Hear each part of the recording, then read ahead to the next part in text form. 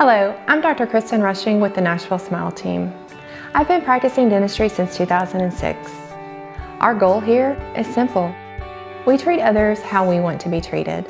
While we love teeth, we also enjoy the connection we have with our patients. They are more like friends and family.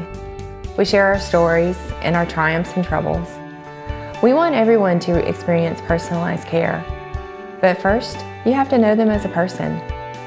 For me, dentistry is a wonderful combination of art, science, creativity, and relationships. We can create so much more than just a wonderful smile. For us, it's about changing lives.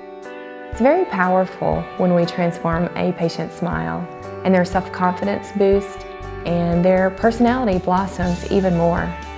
Or a patient that was previously fearful or anxious finds that they are finally comfortable and even look forward to their visits.